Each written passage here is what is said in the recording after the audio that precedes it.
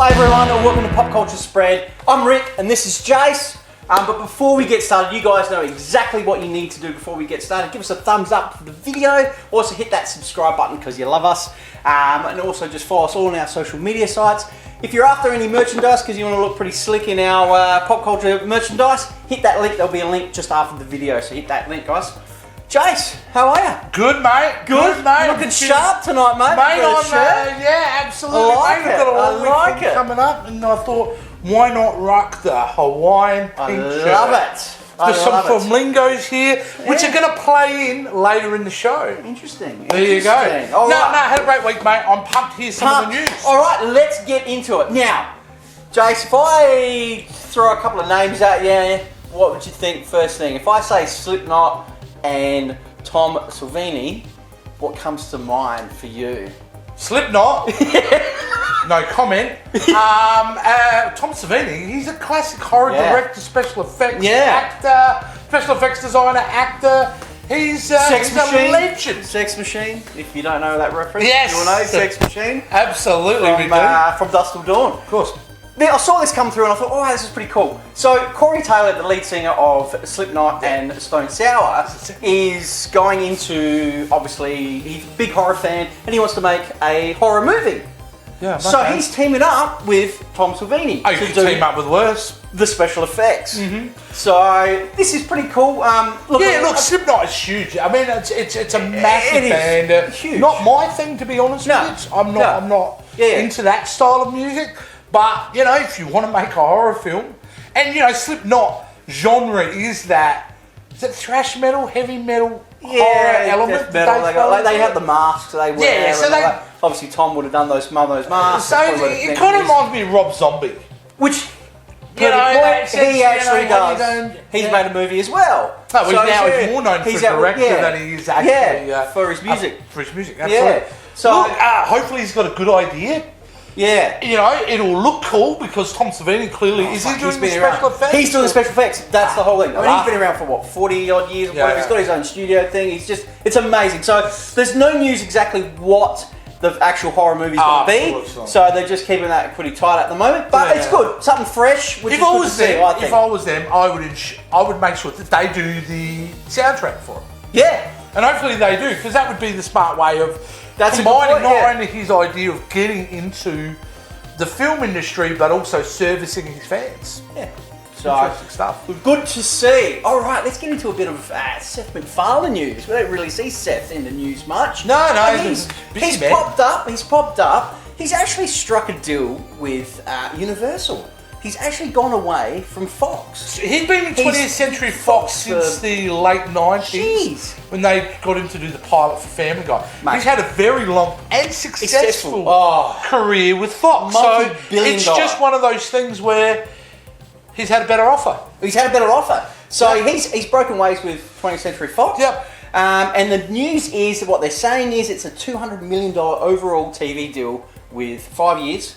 With Universal, but there's obviously some little stipulations. Is that television development or is that movie development? He's got a bit of TV. Bit of TV? He's also got the rights for some film as well, things as well. But he's got to do his own content for Universal. So he's got to come up and create for the Universal streaming service? For the streaming service, yeah. Right, well, that's a smart deal. He's got more money in his pocket. You know, it wouldn't be about money for Seth MacFarlane at this point because it's not really a money thing. It'd be more about freedom to do what he wants. Yeah. And I would assume that the big part of this deal was the ability to create content. Well, look, Family Guy's still killing it. It's still killing it at the moment, you know.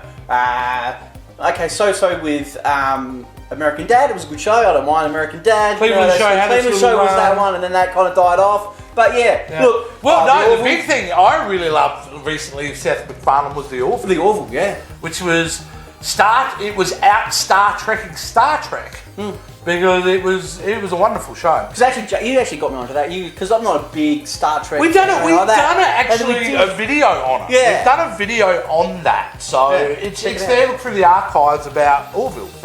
Well, going into the whole dollar space and everything else industry, let's talk about Star Wars, Jace, because I know how much you love Star Wars. It's a really hard topic for me to talk about. Look, yeah, I know exactly what you're talking about. What are we talking about, Jace? $1 billion globally. That is huge, and that's okay for a Star Wars. Skywalker, the new Skywalker movie. Which is actually pretty good considering the mixed reviews. So out of that $1 billion, Jace, I think a bit of it was yours because you went and saw it, what, three times? Plus all the other shit I like. I mean, let's face it. Like Lucasfilm get a nice chunk of change from the big fella here. So that making it the 7th Disney film in 2019 to accomplish this. To hit that 7th one. Oh, so they're doing all right. They're doing all right. But what does that mean for Star Wars now? What's happening there now? Well, Star Wars is taking a break in the films. We know this. They're at least taking a 3 to 4 year hiatus, and they've done a masterful move, which we've already seen. The first season of Mandalorian on Disney Plus, phenomenal, which is exceptional television. We've got the Rogue One prequel series coming. In a few months, and then another series of we've got Kenobi being developed right now. That's going to be out soon. Cool. With Ewan McGregor reprising his role as Obi-Wan Kenobi, and then you go back to season 2. So there's so much. There's always going to be Star Wars content, but they need to rejig what they're going to do in the film universe, because what worked so well for the Mandalorian, and I think doesn't work well for Star Wars on film, is when you go see a Star Wars movie, everything's on screen. There's always so much going on. And that's cool. But after watching The Mandalorian, seeing them bringing it back down and simplifying it, it just made it more Star Wars for me.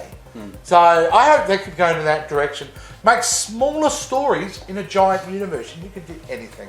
And they've proven it with Mandalorian. Absolutely. And when does that come out? Season 2? Is that this year? That'll be out in about October this year. Oh, fantastic. So it's not brilliant. too long to wait. Looking forward to it. We're going to it's probably turned down the mood a little bit. We got a little bit of sad news that hit this week. Rocky Johnson, the WWE Hall of Fame, which is the father of Dwayne "The Rock" Johnson, had passed away this week at the age of 75. Just died of natural causes in his home. He was missed a couple of things, and he was saying that he wasn't feeling too well, and then he just passed away. I don't in understand the flippant. 75 good innings. Look what he produced. Not only is he a Hall of Famer, but look, his son is just exceptional. He's done well. So big bucket of win for Rocky Johnson, and God bless. So that's it. We'll see a bit of news come out with that. But still going with a bit of the wrestler sort of theme going on. John Cena. There's reports that John Cena. Can't see him. So you can't see him. John Cena is actually, we know that he's in the new Suicide Squad. Number 2. Yeah, which is, John Cena's been around in the films now. His career, if you take notice, right now is in the same phase as The Rock's was. In about the early mid-2000s, where you're doing a lot of kids' films and you're trying to get into that market. But here, he's teaming up with obviously, the director of the new Suicide Squad, James Gunn. That's a big opportunity for John Cena. It's huge. Once he's in that sort of What do you have to say? I think, there's not much really to say. He's blown away. Apparently he's just over the moon that he's actually working with James Gunn. Shit. And he's just really... Who would he be at this point? They haven't really said much what his character is at the moment in the movies. They're obviously keeping that hush-hush. Yeah. But, I mean, you look at what James Gunn's done with, Batista in Guardians of the Galaxy. Phenomenal. He was just so good in that. He was able to take... What he was able to do with that character, and Dave Batista, to all his credit, how he delivered the deadpan dialogue so well. Brilliant. Yeah. And look, we see, like you said, Jace, you see... But that cast for Suicide Squad is enormous. Have you seen the cast? No, I haven't seen the cast. It is massive. I mean, you've got 14 to 16 main characters or something. But I get the feeling not all of them will survive. Yeah. I think he's going to kill off a lot of them. So I'm looking forward to it. I'm looking forward to seeing what they could do, because I mean that Suicide Squad one that came out was just wasn't the greatest. Hey, it wasn't the greatest, but I did like some of the characters. I like Harley. And I'm happy that some of those characters are returning for the Suicide Squad. Yeah, I like Harley Quinn in it, but I just she's not in it. No, she's in it. Looking forward to it. Yep. All right, let's go back to the 80s, Jace. We love our 80s. We love it. And one of the movies that we loved down there was Gremlins. Oh, yeah. Who doesn't love Gremlins? Yeah, we loved it. Gremlins is back.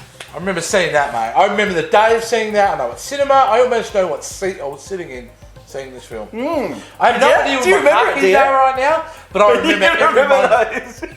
Oh, who doesn't love Gremlins? I love Gremlins. But it's back. But what they're going to be doing, they're going to do an animated series. Yeah, I remember they announced that last year, I believe. Yeah, they're going to be doing it in the HBO Max. They're doing it, which is released in May of this year. HBO Max is HBO streaming service. Streaming service. So it's like, Apple and all the rest of it, guys. But, so the show's called Gremlins Secret of the Mogwai. So that says to me, is that like a prequel series? So, the premise on it, it's set in the 1920s.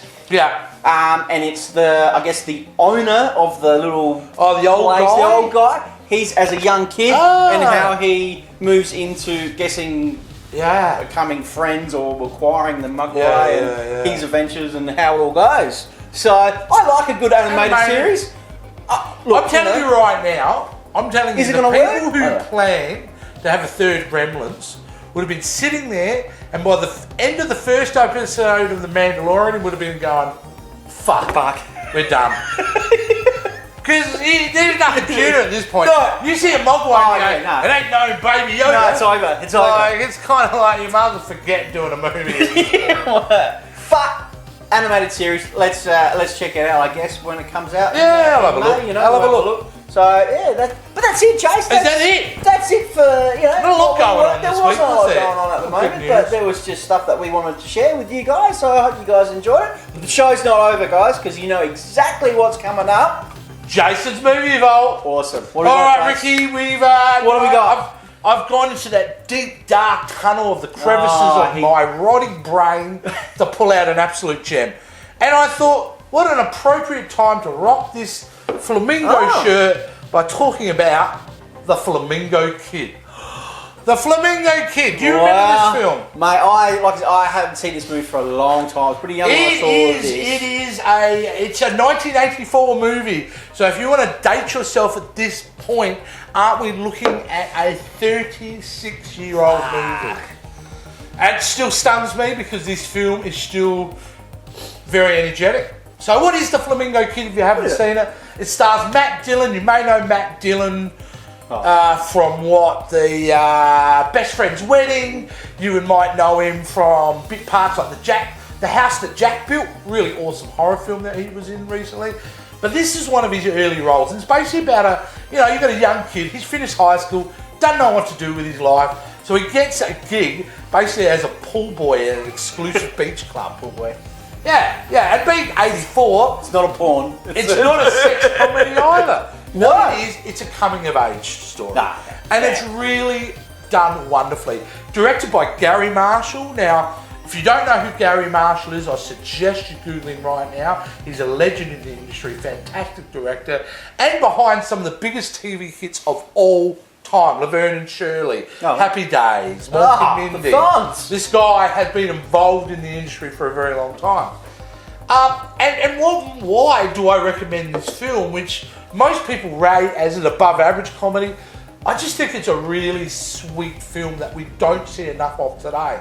So if I seem to find those movies in today's market, I tend to go back. And when I did go back and I thought, how sweet is this? And Matt Dillon, who spent a lot of time in his career being a serious actor, does a great comedic performance here. And it's subtle. It's not all over the top, but it's absolutely wonderful.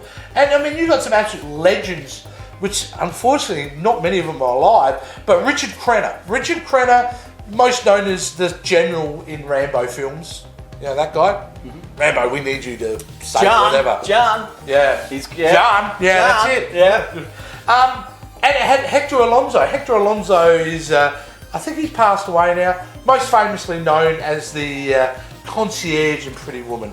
Okay, yep. Yeah, that guy there. But these are very talented people for their time. And who else is in there is the mum from Arrested Development. No. Yeah, she plays the wife. So basically, what's the deal? Why am I talking about this film and the cast and all this? It's just a fun movie to watch. You've got this kid who gets taken under the wing by this Richard Crenna character. His name's Phil Brody. And, you know, it's good, it's going well, things are working out for the young lad. And then he starts to find out this guy's not all what he seems. Okay. And he's actually a cheat. Because the big thing that happens at this beach club is a giant bridge game. Yeah. So it's all about playing bridge. And you're thinking, you're recommending me this shit? I'm recommending you this shit. Check it out. It's a fun movie, isn't it, Rick? It is. Look, I haven't seen it for a age, but look, Jason knows his shit when it comes to movies. These are, so definitely.